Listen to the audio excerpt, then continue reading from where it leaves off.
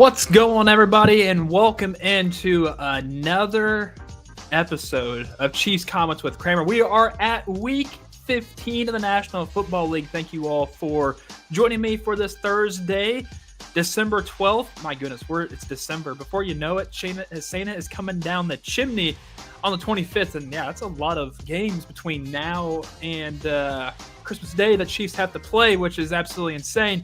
We'll get to some of that in the comments, which is, by the way, this is Chiefs Comments with Kramer. If you don't know what this show is, well, welcome for your first-time viewership. This is the show dedicated to you all. Your questions, comments, concerns over the Chiefs. If you want to just air out your dirty laundry, this is your safe space to do so. And what I mean by dirty laundry, I mean by your Chiefs takes, comments, questions, and concerns of how this Jurassic team is doing, I guess, in the NFL. This is the worst team in the NFL that some people are saying. That this is a team that everybody can overlook, or a team that's no. The Chiefs win games.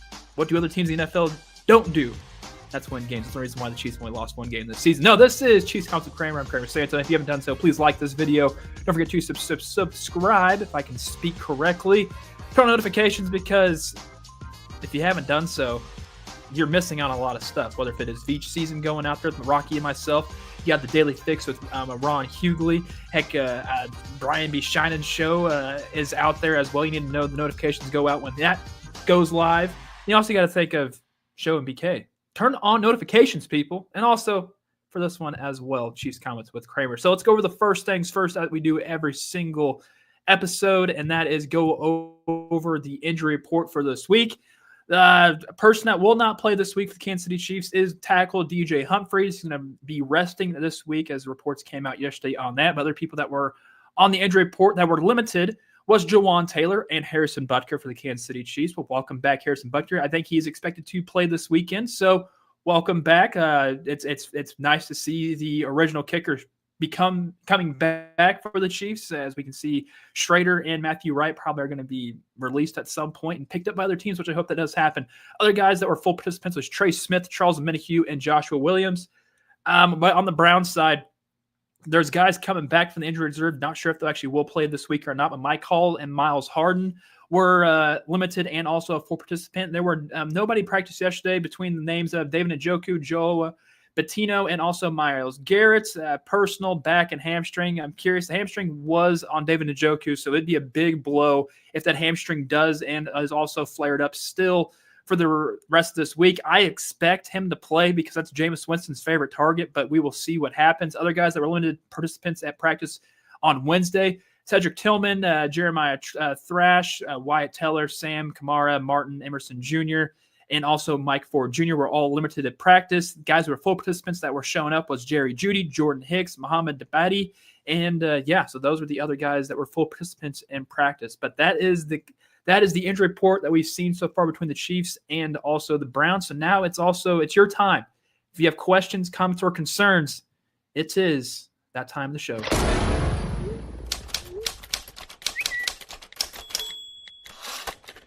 Let's get to the comments. So the first one coming over on YouTube from James T. Kirk.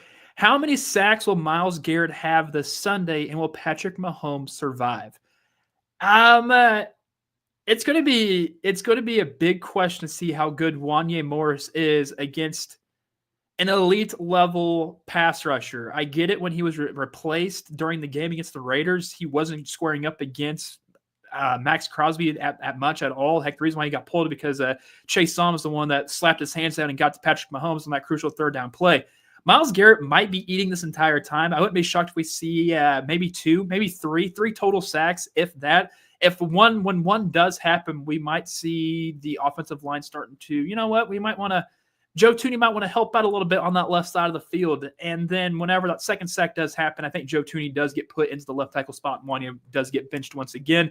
Patrick Mahomes will definitely survive. He survived this entire time, and we're heading into week 15. I don't, without a question, I trust what Patrick Mahomes is doing back there, even when he knows that there's not enough time to, A, get rid of the ball, or 2, stay in that pocket in order to get rid of the ball. But then also Patrick Mahomes is great when he's under 2.5 seconds of getting rid of that football. His success rate has been phenomenal this entire year, and it's been like that in every single game that he's been playing on. And so he can deal with the pressure. It's just how many times is he actually going to be allowed to have Myles Garrett sack him, which it's scary to say, but that pass rush for the Browns, it's damn good because of Myles Garrett. And I'm curious to see how it's going to play out Sunday at noon against the Browns. But man, it's a good question. But I think at least 3. And yes, Patrick Mahomes will survive, James. So he will. He always survives. It is, it's Patrick Mahomes. I can never count on Patrick Mahomes. He keeps winning football games. All right, I digress.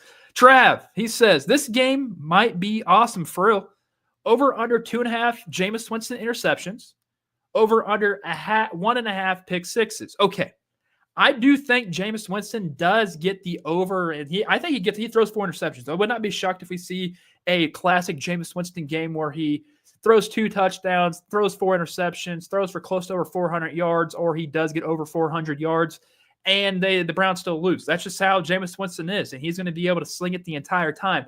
So I will take the over of that 2.5 on interceptions, but on the over-under on pick sixes, I don't think it's going to be 2. I do think there will be 1. And if there was a time and a place in an era and all the stars are lining up right now for a guy who has never, ever in his career in the NFL have gotten interception, I think this is the game where Trent McDuffie does get his first interception of the year because Jameis doesn't care who's guarding who. He's going to throw the football no matter what. I think Trent McDuffie gets his first interception, and I think he also returns it for a touchdown. So I think there will be at least 1. But there won't be 2 pick sixes, and I'm hoping it is from Trent McDuffie because I think he's well overdue.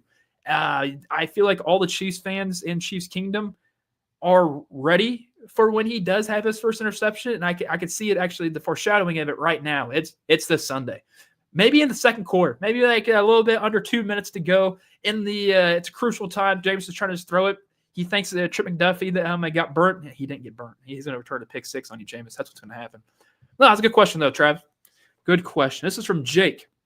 If the Chiefs lock up the 1 seed before Christmas, will they sit some starters during the Pittsburgh game? And how mad do you think Netflix would be if Mahomes wasn't playing? Now, if they can lock, I think they have to lock up. They can lock up this weekend if the Bills lose, and I think the Steelers lose, and the Chiefs have to win. I think it's the only way that they're able to lock up that 1 seed. I might be wrong on that one, so if I am fact checked, please fact check me on that. If I'm the Chiefs, and if I lock up the 1 seed, either if it is this Browns game or the next week against the Texans, which is a Saturday, I'm not playing a single starter at all in that. That's the Carson Wentz game. Merry Christmas, Carson Wentz and the Wentz family. You're going to see your proud either son or husband or father going to be out there throwing the football because I don't see the body held upness that you're going to be. What is it? 11 days they play 3 games.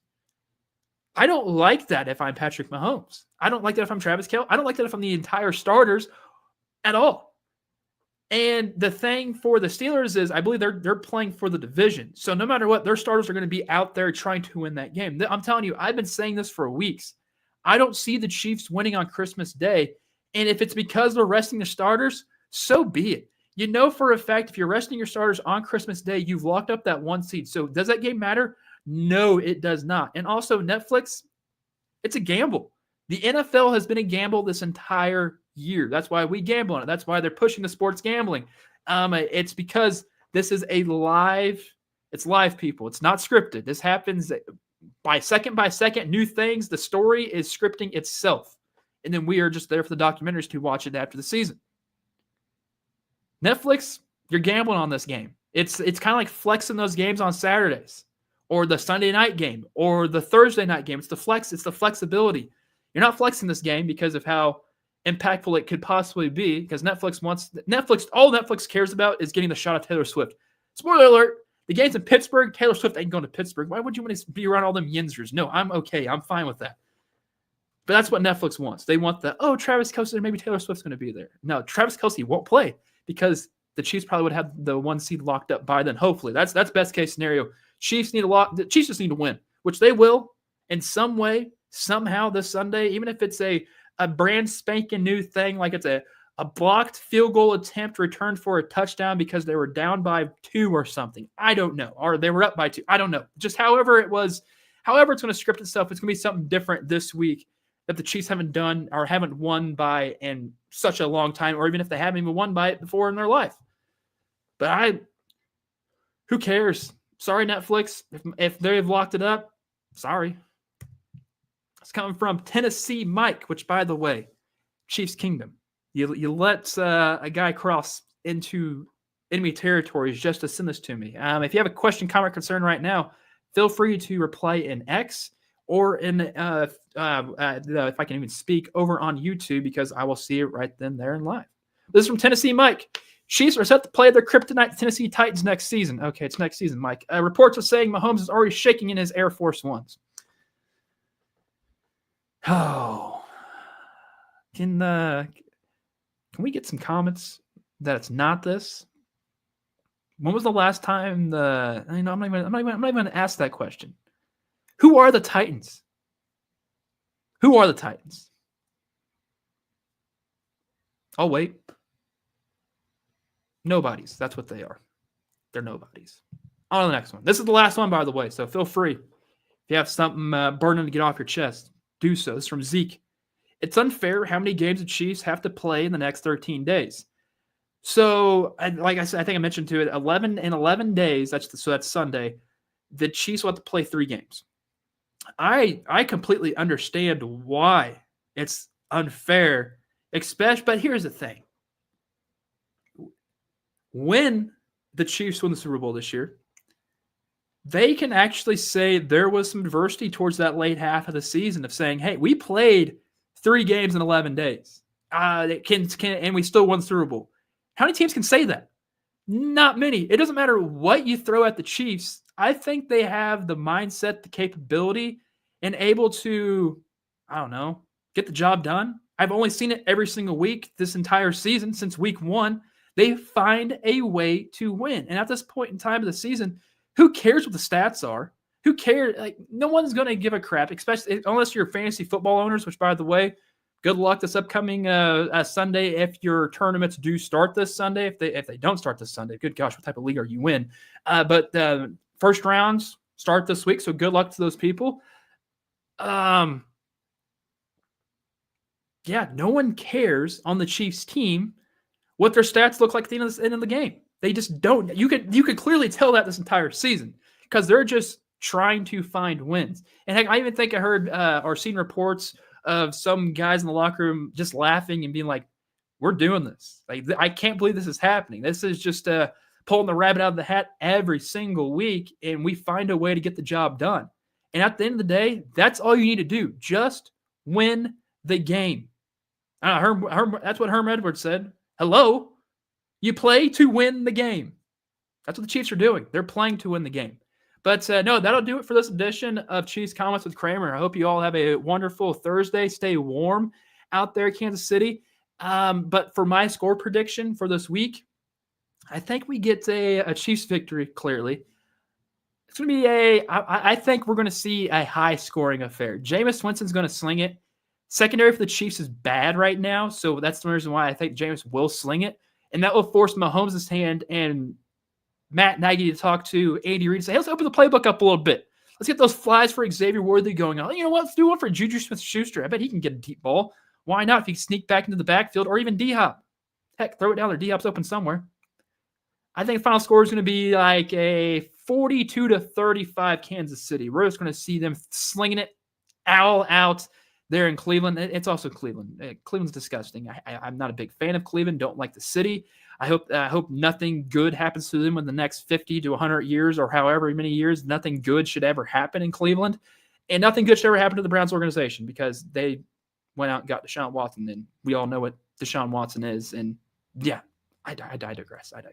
But have a good one, Kansas City and Chiefs Kingdom. Wherever you are, from abroad or over here or stateside, have a good one. Put a smile on your face, Kansas City, because you need to let the people know you ain't worried.